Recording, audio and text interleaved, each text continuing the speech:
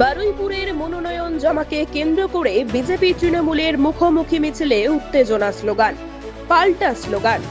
সোনারপুর দক্ষিণের প্রার্থী রূপা গঙ্গোপাধ্যায় মিছিল সহকারে বারুইপুর মহকুমা শাসকের দপ্তরে আসছিলেন। সেই পথেই কুলতলি বিধানসভা কেন্দ্রের তৃণমূল কংগ্রেস প্রার্থী গণেশ মণ্ডলের সমর্থনে মিছিল আসছিল বারুইপুর থানার সামনে হয়ে এসডি অফিসে। মিছিল মুখোমুখি হতেই উত্তেজনা, স্লোগান, পাল্টা স্লোগান। শোনা গেল চোর চোর স্লোগান।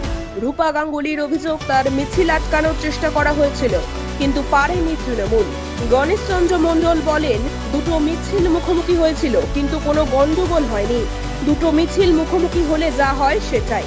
গণতান্ত্রিক দেশ, সবাই নমিনেশন দেবে।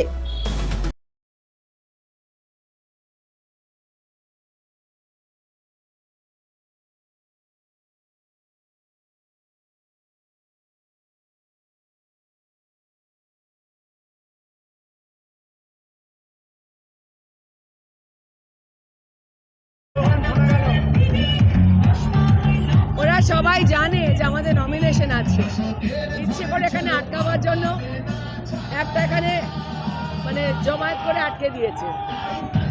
কিছুক্ষণ করলো, তারপর চলে গেল। কি আর করবে? চেষ্টা হয়েছিল, পারলো না। আমার যেতে হবে, টাইমে যেতে হবে, আমার টাইমে যেতে হবে।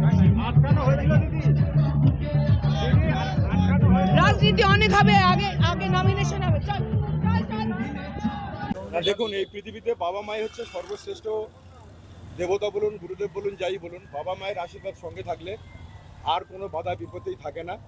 আর পশ্চিমবঙ্গে বর্তমানে আপনারা জানেন যে মমতা বন্দ্যোপাধ্যায় এবং আমাদের প্রিয় নেতা অভিষেক বন্দ্যোপাধ্যায় নেতৃত্বে গোটা বাংলার মানুষ লড়ছে, এবং সেই জায়গা থেকে আমরা সর্বস্তরে বাংলার সর্বস্তরের মানুষের কাছে আবেদন করব, যেভাবে ভারতীয় জনতা পার্টির নেতৃত্বে গোটা বাংলা জুড়ে যেভাবে সাম্প্রদায়িক উস্কানি দেওয়া হচ্ছে, মানুষের মধ্যে যেভাবে এসআইআর নাম করে তার নাগরিকত্ব কেড়ে নেওয়া হচ্ছে, সেই জায়গা থেকে আগামী 23শে এপ্রিল এবং 29শে এপ্রিল ঘাসের উপর জোড়া প্রতীক চিহ্নে ভোট দিয়ে আবার চতুর্থবারের জন্য মমতা বন্দ্যোপাধ্যায়কে নবান্ন।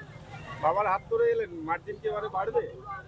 হ্যাঁ, অবশ্যই মার্জিন বাড়বে, কারণ যেভাবে বিজেপিরা বাংলার মানুষের সাথে হয়রানি করেছে, বিশ্বাসঘাতকতা করেছে, প্রতারণা করেছে, সেই জায়গা থেকে আমার গতবারে যা মার্জিন ছিল প্রায় 25,000, তার থেকে অনেক কাট পড়ে গেছে, তার থেকে অনেক বাড়বে।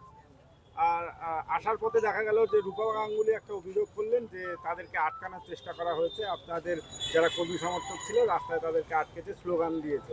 না, আমরা যখন আসি তখন এটা দেখুন, গণতান্ত্রিক দেশ, সবাই গণতান্ত্রিক এই উৎসবে প্রতিদ্বন্দ্বিতা করবে, এটাই তো স্বাভাবিক।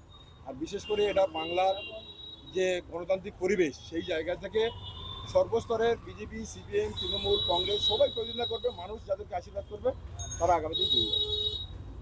অভিযোগ করছে যে তাদেরকে আটকে স্লোগান দেওয়া হয়েছে। না না না, এটা বাজে কথা, এসব মুখোমুখি দুটো মিছিল।